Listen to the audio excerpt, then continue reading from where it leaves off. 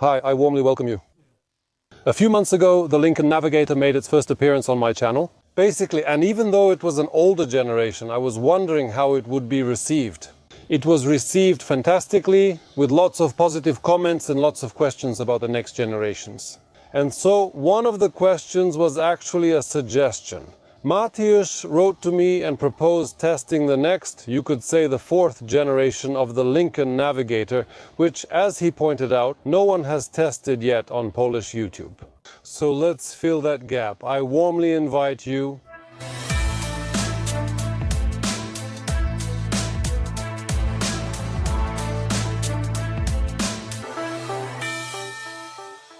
Hi, my name is Mateusz, and in reference to the words of Zakharov, I decided to reach out to him because I've been using this car for almost 2 years now, and I think it's worth finally having a test of this car appear on Polish YouTube.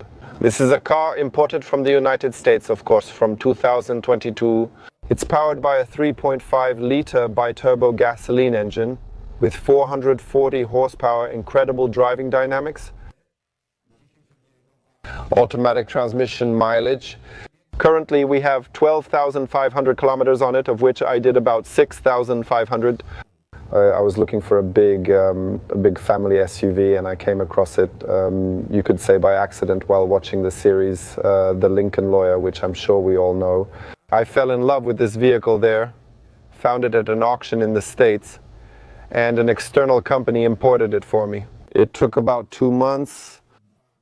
I was looking for something with minor damage, so it wouldn't be what's called a wreck. That's why I specifically chose this car, because it had minor damage in the front and back. It arrived missing parts, essentially stripped down for valuation. Among other things, I repaired the front bumper, front lights, rear lights, bumper, and the trunk lid. Also referring to the problems now on Polish YouTube with homologations when registering cars from the United States. I can elaborate on this when it comes to my vehicle, because it actually had orange front and rear lights, so I didn't have to make any modifications here. As for the inspectors, they didn't give me any trouble either. The car is fully adapted to our European standards when it comes to repairing it. And the parts, which, by the way, were a big problem on the European market, since this is a facelifted version where mainly the front and rear of the car changed, I didn't make any special modifications or tuning. The car is 100% original. I paid about $68,000 for the car itself at an auction in the United States because it's the extended version and black label. After converting to Polish zloty and including all the fees, it's around 340,000 zloty. The cost of parts was also quite an expense, around 100,000 zloty. But all of this was because these were new original parts, straight from the Lincoln dealership in the United States of America. Adding up all the costs of taxes, parts and repairs, the car cost me over 400,000 zloty, which I still consider. It's a success because looking at the market, for example, in Germany, since here in Poland we don't have this car, it was hard to compare that amount to anything. So I think that I bought this car and repaired it for a good, reasonable price, considering the type of car, especially since on the German market I found a practically new example, and it was priced at over 600,000 zloty. As for the heart of this vehicle, it's a 3.5-liter V6 EcoBoost with twin turbo, generating about 440 horsepower and 510 Nm with a 10-speed transmission. And this car drives amazingly. The average fuel consumption in the city is around 18.5 gallons realistically on the highway. It's 15.3 and 7/10 gallons. And with very dynamic driving, this car can burn 25.7 gallons. Also, when it comes to installing a liquefied petroleum gas system, I'm against it. I won't install it, and it's not here. And I think a liquefied petroleum gas system is not necessary for this model, because for a weight of over 2.5 tons and fuel consumption of about 15-18 liters, that's not a very high result. It's a brick that's not very aerodynamic, and I don't want to improve on what the factory did, so that's why I decided to stick with gasoline. So far I've driven about 6,000 kilometers in this car, which might not seem like much. When it comes to maintenance, it's practically maintenance free. So far I've had updates done to the engine and the gearbox. As for using this vehicle, so far I've changed the oil, if I remember correctly, about 6 liters. I also replaced the brake pads and discs, buying new ones from the Lincoln dealership for about 18 to 20,000 zlotys, which was a bit more expensive. All the other things like filters and the previously mentioned oil are easily available on the Polish market without any problem. I'm about to do something strange. They say that instead of teaching and entertaining us, artificial intelligence could finally do some cleaning. Well, let's get to work. Samsung made a vacuum cleaner that uses artificial intelligence to clean, among other things, our car. But does it have what it takes? The bespoke AI Jet Ultra model has up to 400W. It's the most powerful cordless vacuum cleaner on the market. That's a whole new level. It'll clean up this mess instantly. We have several brushes at our disposal, from a handy crevice tool to one dedicated to cleaning pet hair, as well as the rotating brush with lighting that I already showed, and a few others. But probably the most interesting thing is the use of artificial intelligence. The vacuum recognizes the surface by itself and, using artificial intelligence, adjusts the suction power accordingly. Here I'll make some noise for a moment to show you how it works. Oh, now that's quite useful for cleaning any surface, not just in the car or garage, but also at home. Now let me invite you to the garage. Here is the cherry on top, the all-in-one station, and this is the peak of convenience. After cleaning, we put the vacuum into the station and it automatically cleans itself. It's actually a satisfying process to watch. Replacing the bag in the station is very simple and reveals more features, such as connecting to the app via Wi-Fi. In any case, contact with dirt is reduced to 0. If you like taking care of your car, garage or home, you'll find the link to the Samsung bespoke AI Jet Ultra in the description of this video. When I was looking for a car in the States, at first I didn't pay attention to the interior and equipment. I mainly focused on the shape of the car. But once I dug a little deeper into the topic, I decided it had to be the black label version, the one I'm sitting in right now, with this finish and these white leather seats. The black label version. Apart from these stitches, it is characterized by being the top Lincoln trim level for the Navigator. Among other things, it has the amazing Revel Ultima 20 sound system, I believe 8 speaker seats with massage and ventilation, both in the first and second row. The Americans wanted this car to look exceptional. You can just look at the seats themselves, how they're made. Honestly, this leather is really high quality, but when it comes to the quality of the finish, it leaves a bit to be desired. I made some changes to the factory's work. You can just take a look here. This is the dashboard, which I haven't touched at all. And here the little speaker, well, it's sticking out a bit. For example, this can be annoying. So Americans don't care, I think, about details and fit and finish like they do in Europe, although I really think the quality of the materials used is at a very high level. So as not to bore you with a list of features, I'll just say that if you buy, for example, a new class with full equipment, it's very similar here.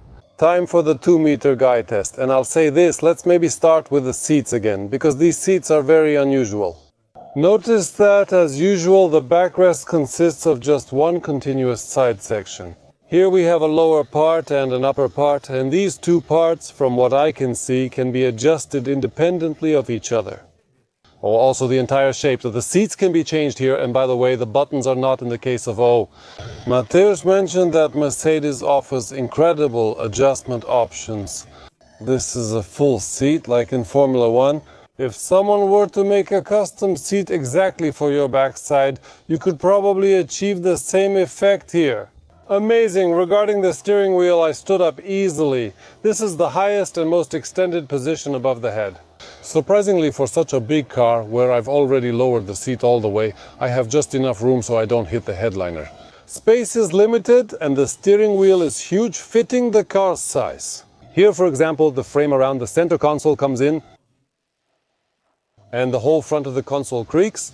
It's obviously leather to the touch, but it's just leather on something that's almost hard. Here the top is also finished with the same leather, also not very soft to the touch. The top of the door bends slightly. There's actually some space for foam here. A very interesting place for the gear shift controls, because these are simply physical large buttons right on the console. It's not a knob, it's not a lever, it's not a stalk under the steering wheel either. It's simply a part of the dashboard. Now I'm getting in the back, right behind myself. Oh, notice that we have very comfortable running boards here, which come out and retract very smoothly and quickly, and they do it silently and quite spectacularly when you open the door. And they really are necessary in this car, I would even say, for me as well.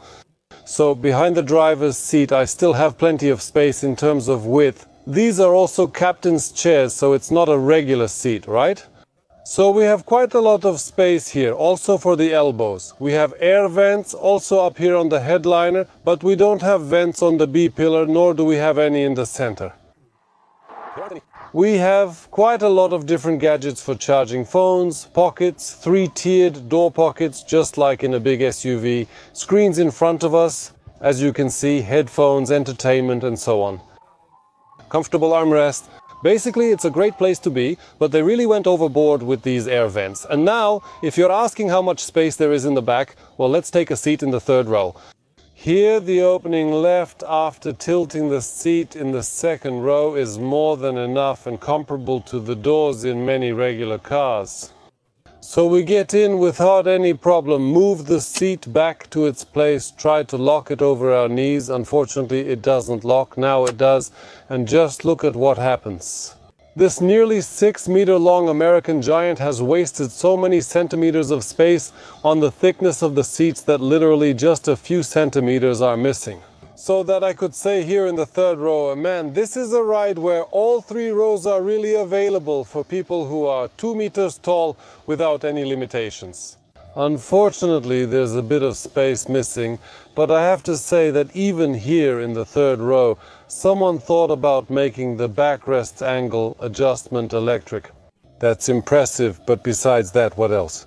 The air vents above my head unfortunately ended up literally 10 centimeters from my nose, and that's probably a problem. I don't know. It seems to me that on a hot day like today, we'll have cold air blowing straight into our faces, and that's not great. Anyway, I'm still full of admiration for how much space there is and how much attention to detail. And these are still really nice seats, and interestingly in the back we have 3 of them. Notice that just like in the first row, in the second and in the third row, I don't have to slouch. My dear friends, now the trunk and inside the trunk.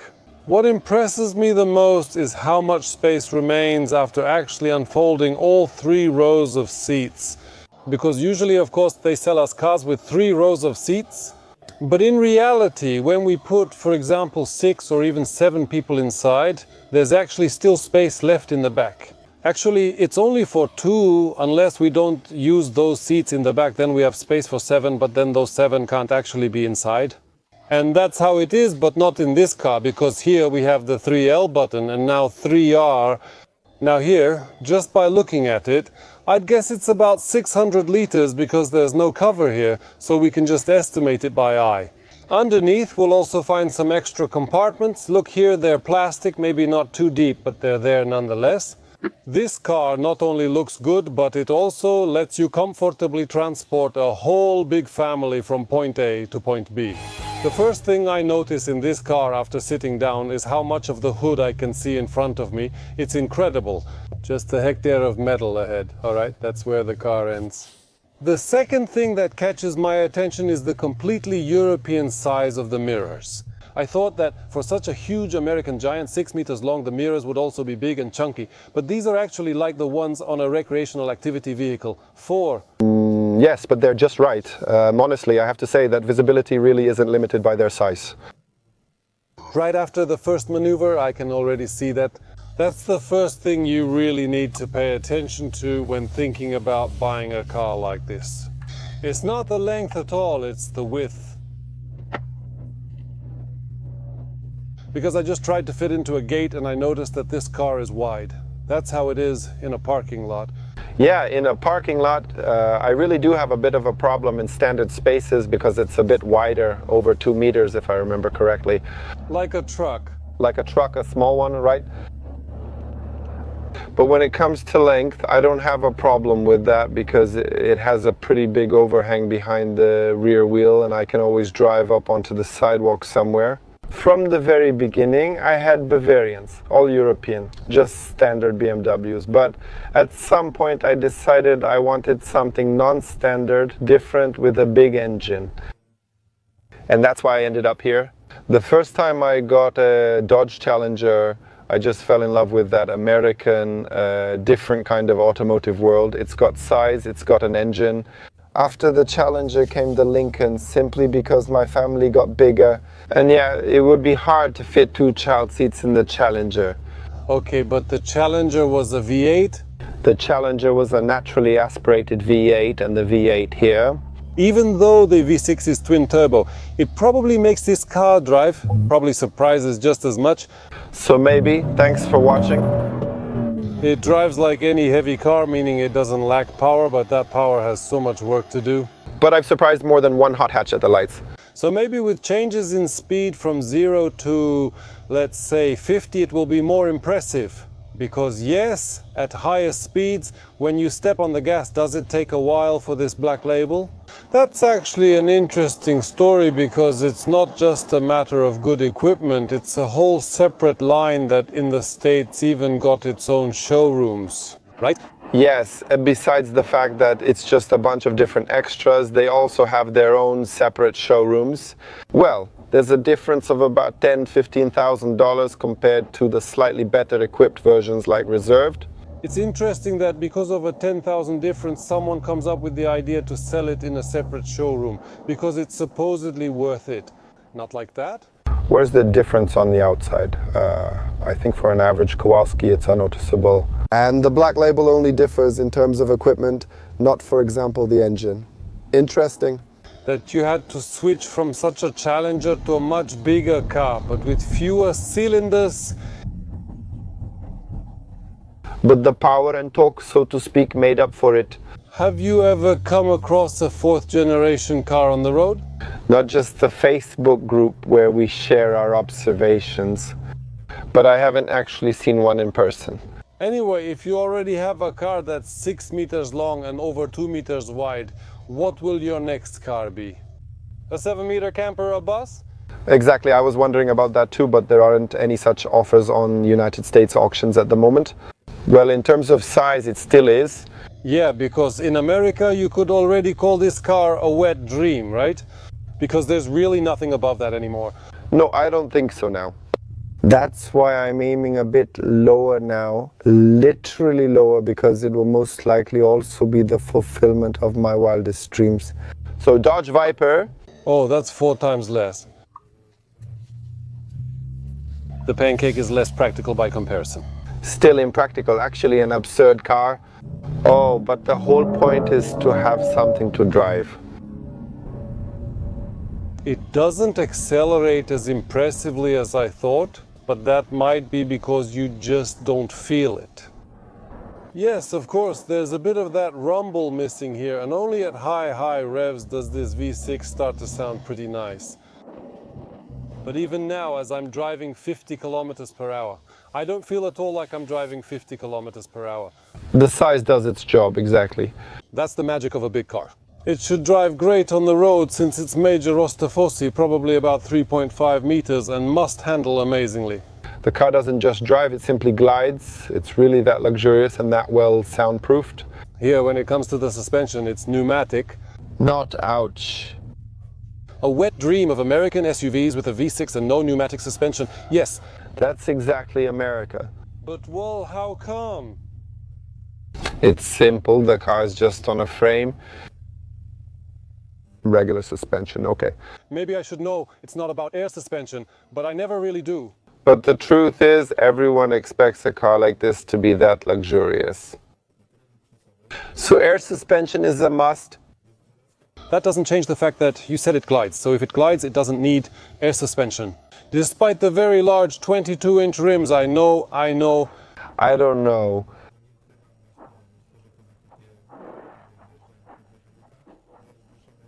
Doloscope.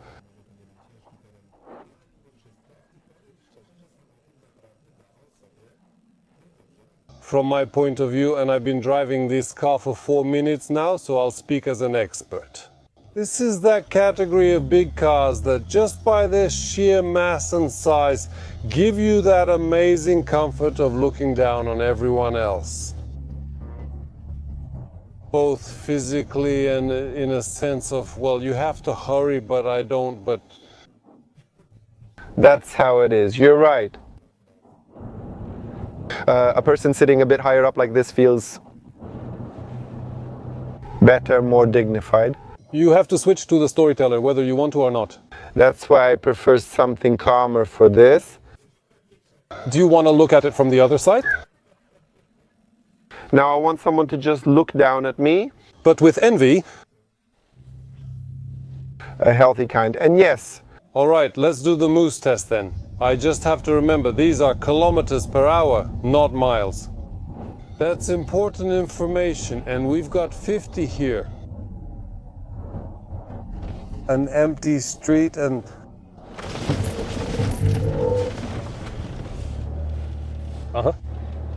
Those pancakes would actually come in handy.